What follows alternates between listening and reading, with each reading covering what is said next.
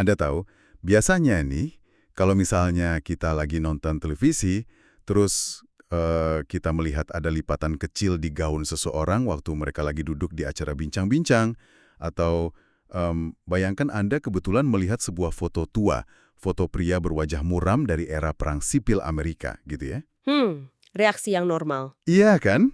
Reaksi kita tuh pasti sangat sederhana. Kita cuma bakal mikir, oh ya itu lipatan kain ya karena postur tubuhnya aja saat duduk. Dan foto lama itu ya cuma catatan sejarah usang yang mungkin sedikit membosankan. Maksudnya itu adalah kenyataan yang sangat banal dan biasa aja. Betul sekali, karena secara rasional, otak kita sehari-hari itu memproses visual-visual semacam itu dan langsung mengarsipkannya sebagai sesuatu yang wajar. Kayak, oh ya udah emang begitu adanya, tanpa perlu kita melakukan analisis yang berlebihan atau bikin teori macam-macam. Nah, tapi pertanyaannya, gimana kalau bagi jutaan orang di luar sana, lipatan gaun yang sama persis itu malah dianggap sebagai bukti mutlak dari sebuah skandal kehamilan palsu tingkat dunia? Nah, itu dia. Lompatan logikanya jauh banget. Iya kan? Atau foto era perang sipil tadi? Gimana kalau itu dianggap sebagai bukti yang sama sekali nggak terbantahkan kalau seorang aktor Hollywood pemenang Oscar itu sebenarnya adalah sesosok vampir abadi? Tiba-tiba lensa kita dalam melihat dunia itu berubah jadi sangat absurd. Sangat absurd dan kayak masuk ke dimensi lain gitu ya. Persis. Makanya, hari ini kita bakal membedah tuntas sebuah fenomena yang rasanya kok makin lama makin liar aja nih. Kalau Anda sempat melihat video dari Watch Mojo yang bahas tentang 10 teori konspirasi selebritas teratas yang lainnya, Anda pasti tahu nih arah obrolan kita hari ini. Iya, materinya sangat kaya untuk dianalisis. Tapi gini, misi penelusuran mendalam kita hari ini tuh bukan cuma buat sekedar duduk santai, terus kita ngetawain betapa konyolnya rumor-rumor ini. Sama sekali bukan itu. Kita justru mau membongkar, kenapa sih masyarakat itu bisa sampai sebegitu terobsesinya sama narasi-narasi alternatif ini? Kayak, apa yang sebenarnya lagi terjadi di dalam psikologi kolektif kita semua? Kalau kita coba narik mundur lensa kita sedikit ya, teori-teori konspirasi selebritas ini, mulai dari yang mungkin terdengar konyol banget di telinga kita sampai yang ternyata sangat kelam pada dasarnya, itu adalah cerminan dari cara kita, manusia, berhadapan dengan realitas. Maksudnya cara kita memproses kenyataan gitu. Tepat. Kita sebagai manusia itu sering banget ngerasa kesulitan, sangat kesulitan untuk menerima kenyataan yang biasa aja, kenyataan yang tragis, atau bahkan yang sekedar membosankan tentang sosok-sosok figur publik ini. Karena kan hidup mereka di mata kita kelihatannya selalu luar biasa, gemerlap, sempurna gitu ya. Bener juga sih. Makanya, mari kita mulai dari reaksi yang menurut saya paling mendasar, paling manusiawi waktu kita dihadapkan pada kematian mendadak seorang figur yang sangat kita idolakan. Penyangkalan ya. Nah, penyangkalan, publik itu seolah-olah ngebentuk semacam klub eksklusif yang mungkin bisa kita kasih nama klub mereka masih hidup. Kayak waktu seorang selebritas itu dirasa terlalu ikonik, sepertinya publik itu secara kolektif langsung nolak mentah-mentah untuk percaya kalau idola mereka bisa mati karena penyebab biologis yang sama persis kayak kita, manusia biasa. Iya, pikiran kita kayak langsung memberontak terhadap gagasan itu. Kayak, gimana mungkin sosok yang tampaknya jauh lebih besar dari kehidupan itu sendiri, dewa gitar, bintang rock, atau komedian legendaris, bisa ditaklukkan cuma gara-gara sesuatu yang sepele kayak penyakit atau gagal jantung. Ada semacam disonansi kognitif yang kuat banget di sana. Disonansi kognitif, ya. Kayak nggak sinkron gitu kan di otak. Betul, otak kita nanya, bagaimana mungkin seseorang yang karyanya itu abadi, fisiknya ternyata sangat rapuh. Itu susah diterima. Oh, ini bikin saya ingat kasusnya komedian Andy Kaufman. Dia kan meninggal tragis karena kanker di tahun 1984. Tapi, nah ini tapinya, Kaufman ini bukan pelawak biasa. Dia ini tipe orang yang mendedikasikan seluruh karirnya untuk ngelakuin lelucon ekstrim. Prank yang super rumit, dan dia tuh bisa sangat mendalami karakter fiktifnya. Sangat metode acting ya. Ya banget. Sampai-sampai penontonnya sendiri tuh sering merasa kebingungan dan gak nyaman. Jadi, begitu berita kematiannya muncul, para penggemarnya langsung nyimpulin, oh, Dia pasti lagi malsuin kematiannya nih, sebagai lelucon pamungkas. Dan tahu nggak, teori ini tuh sebenarnya sangat masuk akal bagi mereka karena teori ini didasarkan pada logika internal dari persona Kaufman itu sendiri. Penggemarnya kan menggunakan apa yang mereka tahu tentang rekam jejak dia di panggung untuk merasionalisasi kematian biologisnya. Bagi penggemar beratnya, memalsukan kematian adalah persis hal yang memang akan dilakukan oleh seorang Andy Kaufman. Wah, ini tuh mirip banget kayak waktu acara TV favorit Anda dibatalin secara tiba-tiba sama stasiun televisinya. Padahal ceritanya lagi seru-serunya. Terus, para penggemar yang patah hati ini biasanya mulai nulis fanfiction atau cerita buatan mereka sendiri di internet. Cuma buat ngelanjutin ceritanya kan? Iya, murni cuma buat menjaga karakter tersebut tetap hidup di dunia mereka. Nah, mengingat dedikasi Kaufman yang luar biasa pada karakternya, bukankah sangat logis secara emosional kalau penggemarnya kayak nulis naskah baru, di mana kematian ini ya cuma sekedar setup aja untuk punchline terpanjangnya dia? Sangat logis secara emosional. Dan dari situ sebenarnya kita bisa melihat pola lain yang jauh lebih kuat yang sering jadi pemicu narasi konspirasi ini, yaitu tidak adanya closure. Closure. Maksudnya penyelesaian yang tuntas gitu? Betul, penyelesaian yang tuntas secara emosional maupun visual. Coba kita ambil contoh Jim Morrison, vokalis ikonik dari The Doors. Dia kan meninggal di Paris pada tahun 1971 di usia yang masih sangat muda, 27 tahun. Dunia kehilangan salah satu bintang rock terbesar secara mendadak. Oh iya, kasus Jim Morrison ini legendaris banget rumornya. Dan yang bikin rumornya meledak itu kan fakta bahwa peti matinya ditutup rapat selama pemakaman di Paris. Jadi kayak sangat sedikit orang yang benar-benar melihat jenazahnya. Nah, peti mati yang tidak ditutup rapat atau closed casket itu menciptakan sebuah ruang kosong, sebuah kekosongan informasi.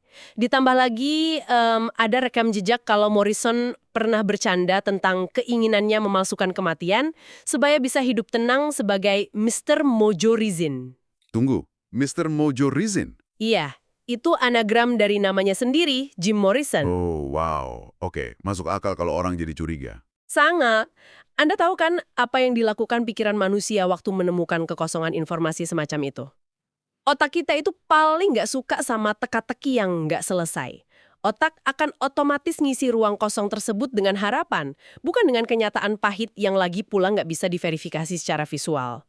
Itulah mekanisme kenapa klaim penampakan Morrison sebagai pria hippie tua di New York City itu masih terus aja bermunculan, bahkan sampai tahun 2016. Gila ya. Nah, disinilah menurut saya skalanya jadi jauh lebih masif. Karena kalau kita ngomongin raja dari semua konspirasi masih hidup, tentu aja itu adalah Elvis Presley. Sang raja rock and roll ini wafat tanggal 16 Agustus 1977. Penyebab resminya kan detak jantung yang tidak teratur, yang sering dikaitkan sama penyalahgunaan obat resep. Tapi teori yang nyebar itu nolak narasi medis tersebut. Mereka nggak mau percaya laporannya. Sama sekali enggak. Bahkan ada klaim kalau tubuh yang dibaringkan di pemakamannya yang super megah itu sebenarnya cuma patung lilin. Dan nah ini bensin yang benar-benar nyulut api konspirasinya, keputusan ayah Elvis, Vernon Presley, untuk menyegel laporan autopsi putranya sampai tahun 2027. Ya, menyegel dokumen resmi. Terlepas dari apapun alasan keluarganya ya, mungkin untuk menjaga privasi atau apapun, menyegel dokumen itu adalah bahan bakar paling murni buat para pencari konspirasi. Sekali lagi, kita lagi-lagi bicara tentang ruang kosong. Ruang kosong yang minta diisi tadi ya? Betul. Ketika ada kerahasiaan institusional atau keluarga, publik itu entah kenapa merasa punya hak penuh untuk menyimpulkan kalau pasti ada sesuatu yang disembunyikan dari mereka. Segel autopsi itu langsung dilihat sebagai konfirmasi tak tertulis bahwa Elvis pasti sedang berkeliaran di suatu tempat, makanya ada ratusan laporan orang mengklaim melihat Elvis lagi makan di restoran lokal di Ottawa, Ontario, atau bahkan desas-desus liar kalau dia kelihatan nonton pertandingan bareng Muhammad Ali di tahun 1984. Wah, fenomena menolak kenyataan ini sungguh menakjubkan sih. Tapi sayangnya nih, bedah materi kita harus mulai bergeser. Dari teori-teori manis tentang selebritas yang cuma pengen bersembunyi buat hidup damai, ke arah yang, jujur aja, jauh lebih gelap. Narasi tentang niat jahat ya? Iya, ini narasi di mana para bintang ini nggak memalsukan kematian mereka. Kematian tragis mereka itu diakui nyata, tapi penyebabnya diklaim sebagai hasil dari niat jahat pihak lain yang kemudian ditutupi lewat konspirasi tingkat tinggi. Jadi kita bertransisi nih, dari fiksi yang tadinya didasari oleh harapan, sekarang kita masuk ke naskah fiksi kejahatan. Publik mulai sibuk mencari siapa dalang di balik tragedi ini. Tragedi berbalut misteri. Ikon abadi pertama yang rasanya selalu muncul dalam narasi semacam ini tuh pasti Marilyn Monroe. Laporan resminya jelas menyatakan kalau dia ditemukan meninggal di rumahnya di usia 36 tahun karena overdosis obat penenang. Dan laporan ini bahkan udah ditinjau ulang secara resmi loh di tahun 1982. Kesimpulannya, ya tetap sama. Benar. Namun, narasi alternatif yang terbangun di sekitar kematian Monroe ini adalah salah satu teori konspirasi yang paling kompleks di abad ke-20. Alih-alih menerima fakta bahwa ini adalah overdosis, teori yang mendominasi justru mengklaim kalau dia sengaja dibunuh. Dan nggak main-main, dia dituduh dibunuh oleh institusi raksasa. Banyak video dan artikel konspirasi menyebutkan teori kalau Monroe ini dihabisi oleh CIA, FBI, atau bahkan sindikat mafia. Alasannya apa menurut teori tersebut? Konon katanya sih untuk menutupi dugaan skandal perselingkuhannya.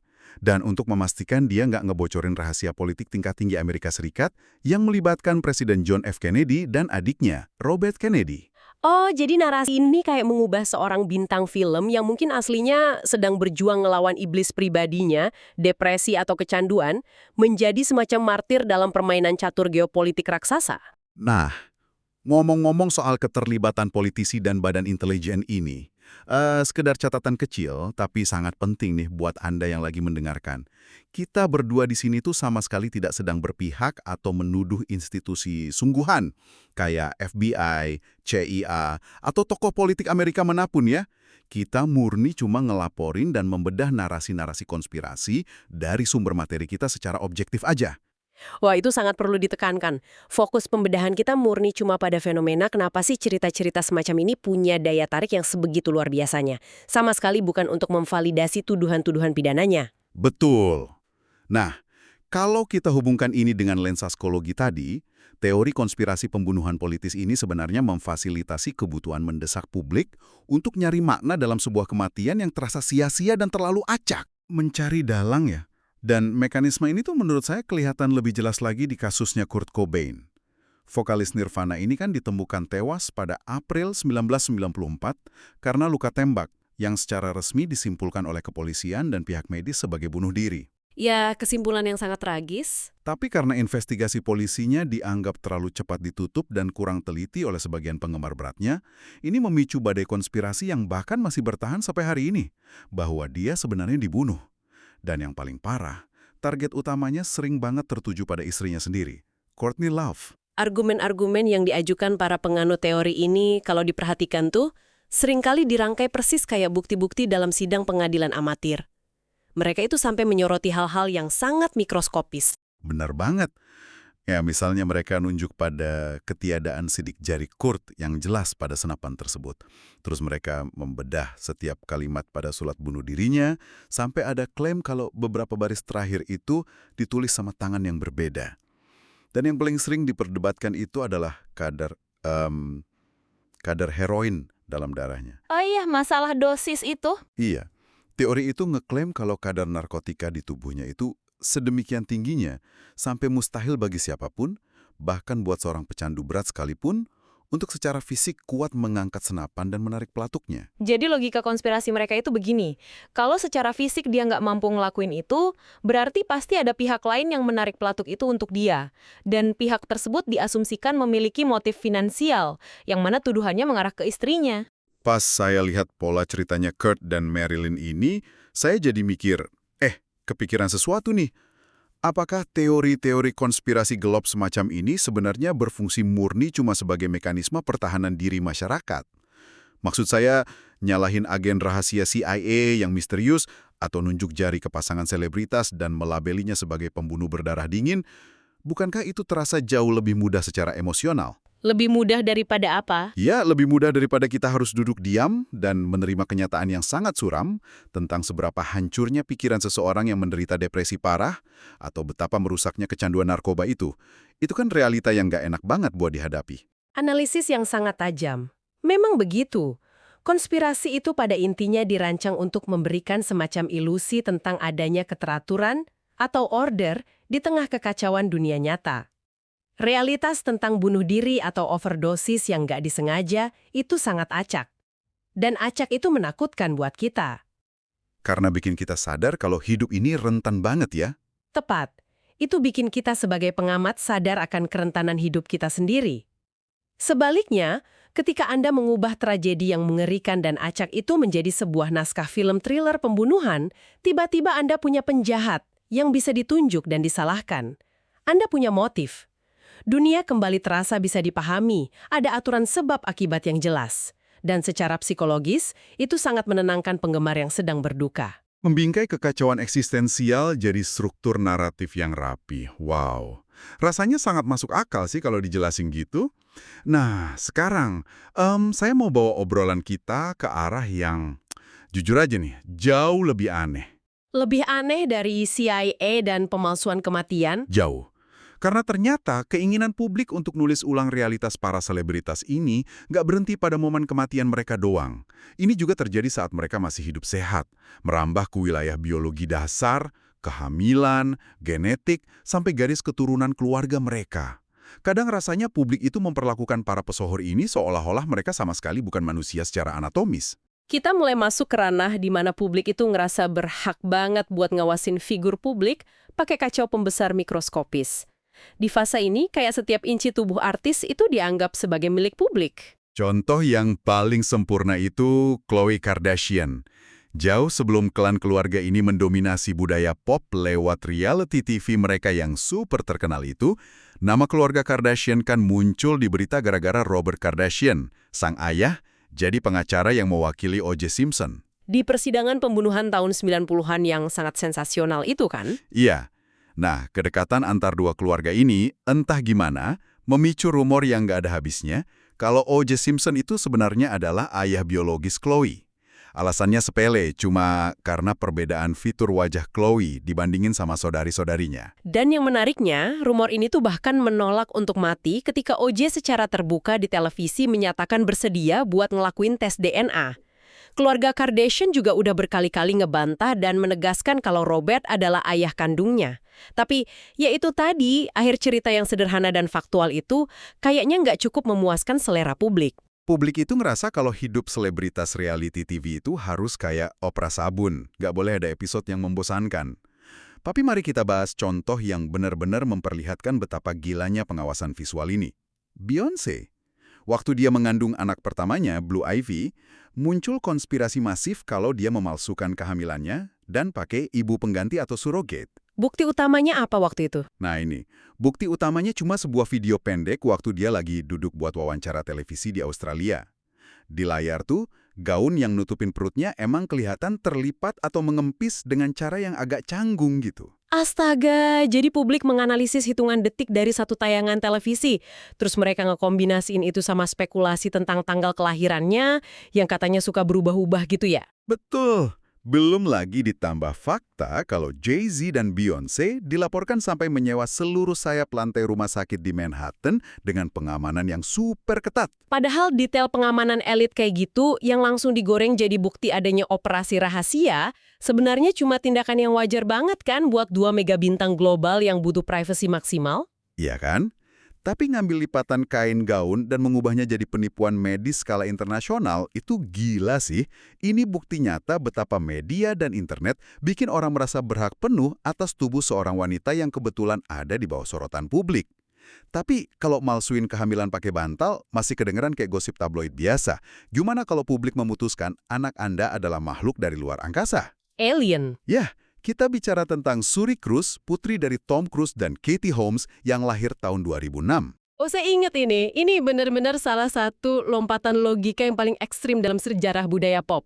Waktu itu kan masa kehamilan Katie emang sangat dirahasiakan dari jepretan paparazzi, yang sebenarnya wajar-wajar aja.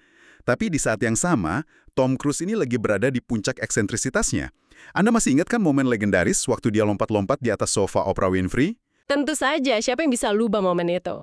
Nah, ketika foto perdana Suri akhirnya dirilis, alih-alih ngelihat bayi yang lucu, internet yang emang udah terpapar sama keanehan Tom Cruise ini mulai nyebarin teori kalau wajah bayi tersebut tuh nggak natural. Rumor meledak kalau Suri sebenarnya adalah alien. Atau bahkan ada yang bilang dia robot animatronik yang diprogram sama sebuah kultus. Ini tuh contoh sempurna di mana mereka mengambil keeksentrikan seorang ayah, ketertarikannya pada agama minoritas, lalu memproyeksikannya secara harfiah banget ke seorang balita. Mereka mengubah anak manusia yang nggak tahu apa-apa jadi spesies asing murni cuma karena mereka bingung sama gaya hidup orang tuanya. Nah, ngomong-ngomong soal spesies asing, kita sampai ini ke foto era perang sipil bernilai $1 juta yang saya sebut di awal tadi. Di tahun 2011, ada seorang penjual di eBay matok harga gila-gilaan buat sebuah foto usang berwajah pria dari tahun 1870. Masalahnya, pria di foto pasca perang sipil itu punya kemiripan wajah yang identik, secara mengejutkan identik sama Nicolas Cage. Dan saya bisa tebak, teori yang langsung merajai internet adalah Bahwa sang aktor pemenang Piala Oscar itu nggak cuma sekadar mirip, tapi dia memang orang di foto tersebut. Karena Nicolas Cage sebenarnya adalah vampir penghisap darah yang hidup abadi. terkenal sering meranin karakter-karakter eksentrik ya, sampai-sampai akhirnya harus ngasih klarifikasi langsung dalam sebuah wawancara televisi. Dia harus negasin kalau berlawanan dengan kepercayaan orang-orang di internet, dia itu nggak minum darah dan bayangannya masih kelihatan jelas di cermin. Sampai harus klarifikasi gitu. Memikirkan semua fenomena alien dan vampir ini, saya tuh punya satu analogi. Rasanya kita di era modern ini memandang selebritas itu persis kayak cara orang-orang kuno lihat dewa-dewi dalam mitologi Yunani. Mereka ini kayak hidup di atas gunung Olympus fiksi kita. Dewa itu kan nggak diizinkan untuk sekedar menua, bertambah gemuk, punya kehamilan yang normal, atau mati karena penyakit jantung. Mereka nggak boleh manusiawi. Ya, mereka harus menjadi entitas mitologis gaib, penguasa manipulatif, alien dari galaksi lain, atau vampir yang abadi. Kenapa? Karena kalau kita ngakuin kalau mereka itu ternyata hanyalah manusia berdaging dan berdarah sama kayak kita, ya berarti kita harus berani menghadapi kenyataan kalau kehidupan sehari-hari kita lah yang sebenarnya terlalu biasa dan penuh sama batasan. Analogi mitologi itu bekerja dengan sangat sempurna. Keinginan masyarakat buat misahin figur publik ini ke dalam semacam spesies yang berbeda sebenarnya berakar pada perlindungan ego kita sendiri. Oh, melindungi ego ya? Iya, jika orang-orang yang punya kekayaan luar biasa, bakat luar biasa, dan ketenaran sebesar ini, ternyata pada dasarnya sama aja kayak kita-kita ini, hal itu bakal memicu pertanyaan yang sangat nggak nyaman tentang potensi dan pencapaian kita sendiri. Menjadikan mereka vampir atau entitas manipulatif itu adalah cara gampang untuk menjarakan mereka dari realitas manusiawi kita yang terbatas. Nah, kalau publik sedemikian yakinnya nih, bahwa kematian para dewa-dewi Olympus modern ini diatur sedemikian rupa, terus biologi mereka dikendalikan oleh tipuan alien dan vampir, pertanyaan logis selanjutnya adalah, siapa dalang di balik semua teater global ini? Kayak, siapa sih sutradara yang ngatur semua skenarionya? Inilah yang ngebawa kita ke puncak dari segala tangga konspirasi. Ilusi kontrol penuh. Di mana segala ketidakpastian di dunia yang berantakan ini dirangkum dengan sangat rapi ke dalam satu teori konspirasi universal yang mencakup segalanya. Illuminati. Dulu, kalau kita baca buku-buku sejarah, ini kan sebenarnya cuma nama kelompok persaudaraan rahasia para intelektual pada era pencerahan di abad ke-18 di Bavaria. Mereka kumpul buat berdiskusi tentang sains dan sekularisme. Tapi coba lihat, gimana narasi internet ngubah semua ini? Sejarahnya dimodifikasi total. Total, mengubah kelompok Bavaria itu jadi organisasi bayangan yang ngekontrol elit dunia saat ini. Mereka menuduh musisi miliarder, aktor Hollywood, dan politisi berkuasa itu duduk satu meja di ruang bawah tanah yang gelap, mencuci otak massa lewat simbol-simbol di video musik, murni demi menciptakan New World Order atau tatanan dunia baru yang totaliter. Pergeseran dari kelompok akademisi ratusan tahun lalu menjadi perkumpulan penjahat super global yang entah gimana berkomunikasi lewat koreografi tarian pop, itu adalah fiksi yang luar biasa kreatif sih, sekaligus sedikit menggelikan. Sangat menggelikan. Coba kita lihat daftar anggotanya yang diduga terlibat. Kita punya titan industri musik kayak Jay-Z dan Beyoncé, keluarga Kardashian, Kanye West, bintang pop kayak Katy Perry, Rihanna, Miley Cyrus, mantan presiden kayak Barack Obama, duo elektronik Daft Punk, dan ini bagian terfavorit saya yang benar-benar bikin saya nggak habis pikir, konon katanya seluruh jajaran pemeran sitkom remaja tahun 90-an yang sangat ramah keluarga, Boy Meets World, adalah agen Illuminati. Iya, ampun, anomali daftar anggota yang kayak gitu tuh emang selalu jadi daya tarik tersendiri. Maksud saya, tunggu dulu. Coba kita pikirin ini baik-baik. Seluruh pemeran sitkom remaja Boy Meets World, apa coba yang bisa mereka kendalikan dari masyarakat dunia? Memasukkan aktor-aktor komedi situasi yang bersahaja dari era 90-an ke dalam daftar penguasa dunia, itu bukankah justru dengan sendirinya ngehancurin kesan mengerikan dan maha kuasa dari konspirasi ini? Gimana ini bisa dianggap logis oleh siapapun? Haha, justru disitulah letak ironi terbesar dari teori Illuminati versi budaya pop ini. Dan ini juga alasan kenapa teori ini bisa bertahan lama banget. Teori ini sebenarnya tidak bertindak sebagai analisis fakta, melainkan sebagai wadah raksasa. Wadah untuk apa? Untuk menampung rasa ketidakberdayaan dan kecemasan ekonomi dari masyarakat awam. Mari kita urai ini pelan-pelan. Dunia kita sekarang ini kan dipenuhi dengan ketidaksetaraan kekayaan yang sangat ekstrim. Dan struktur kekuasaan yang seringnya nggak transparan. Nah, sangat sulit bagi rata-rata orang untuk benar-benar memahami algoritma keuangan global atau ngerti kenapa ketimpangan sosial itu bisa sebegitu lebarnya. Jadi dengan memasukkan nama-nama selebritas secara acak, ini tuh semacam alat bantu kompresi untuk otak kita gitu ya? Tepat sekali. Ketimbang kita nyoba memahami fakta rumi tentang sejarah kapitalisme, lobi-lobi politik di Washington, algoritma rekomendasi media sosial, dan kenyataan pahit bahwa keberuntungan acak seringkali menentukan kesuksesan seseorang, publik lebih memilih nyari jalan pintas naratif. Lebih gampang nyerna fiksi ya? Betul. Dengan mengelukokan presiden yang pegang kendali atas senjata nuklir, digabungin sama artis yang nyanyi di acara Super Bowl dan bintang sitkom masa kecil, publik nyoba memvisualisasikan kekuasaan itu menjadi satu wujud musuh yang jelas. Percaya kalau ada klub rahasia jahat yang mengatur kemiskinan dan kekayaan dunia itu, secara mental jauh lebih gampang dikelola daripada harus nerima fakta kalau sistem dunia ini sebenarnya rapuh, sangat kacau, dan gak ada satupun orang yang benar-benar memegang kendali penuh di belakang layar. Wow, sungguh sudut pandang yang sangat membuka mata sih ini. Keyakinan kalau ada kelompok jahat penguasa dunia, ya terlepas dari betapa seramnya itu kedengaran, secara paradoks malah memberikan rasa aman. Karena itu nyiratin kalau setidaknya ada seseorang yang lagi duduk di kursi pengemudi pesawat ini. Alih-alih menyadari kalau kokpit pesawat dunia kita ini sebenarnya kosong.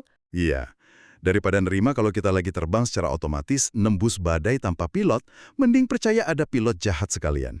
Luar biasa. Kita udah jalan cukup jauh nih hari ini ngelewatin labirin psikologinya penonton. Kalau kita tarik benang merahnya, kita mulai dari penggemar emosional yang gabung di klub penyangkalan. Mereka nolak kematian mendadak kayak Andy Kaufman atau Elvis Presley karena otaknya nggak sanggup memproses kepergian dewa-dewi pop mereka. Terus kita bergeser, ngelihat betapa putus asanya kita nyari penjahat dalam tragedi yang menyakitkan kayak yang dialamin Marilyn Monroe dan Kurt Cobain, sekedar untuk ngubah kekacauan acak jadi film thriller kriminal yang rapi. Terus kita juga ngebahas gimana rasa berhak atas privasinya figur publik itu ngedorong kita ngebongkar hidup mereka pakai kaca pembesar. Mengubah hal remeh kayak lipatan gaun dan wajah bayi balita jadi skandal science fiction. Ya, ngubah mereka jadi alien dan vampir cuma demi ngelindungin ego kita sebagai manusia biasa yang pas-pasan. Sampai akhirnya, kita tiba di puncak pencarian makna hidup tadi. Merasionalisasi ketidakadilan ekonomi dunia dengan menciptakan fiksi Illuminati, di mana musisi top dituduh ngatur nasib bumi. Semua kisah yang kita bahas ini dengan sangat brilian memperlihatkan cara yang unik dan jujur kadang sangat absurd tentang gimana otak kita dirancang buat memproses informasi demi mempertahankan rasa nyaman.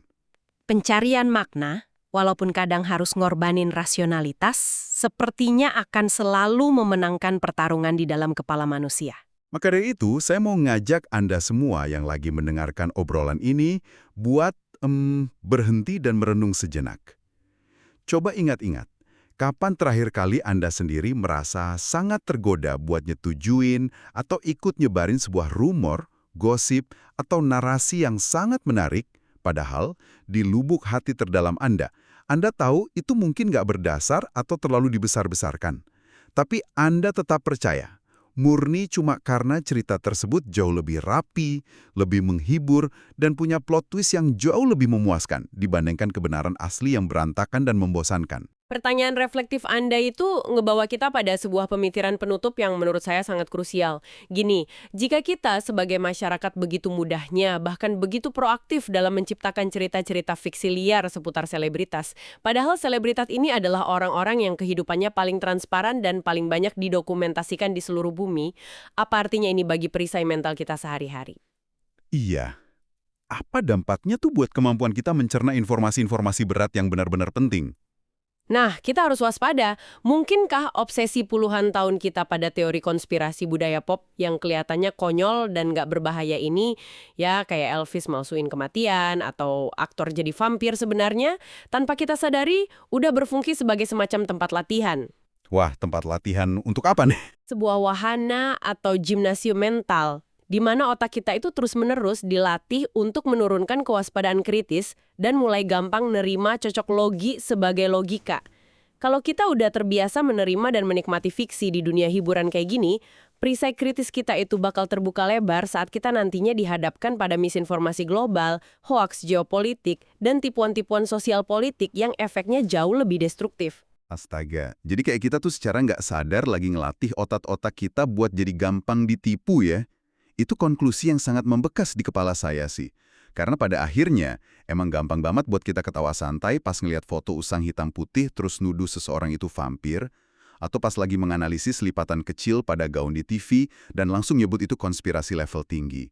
Tapi mungkin, mulai hari ini, kita harus lebih menyadari dan memperhatiin gimana otak kita ini ternyata dengan sukarela mau ngelakuin senam mental yang melelahkan itu sejak awal. Terima kasih banyak udah nemenin kami ngurai keruwetan ini dan ngebedah psikologi di Beliknya hari ini. Sampai jumpa di penelusuran mendalam kita berikutnya.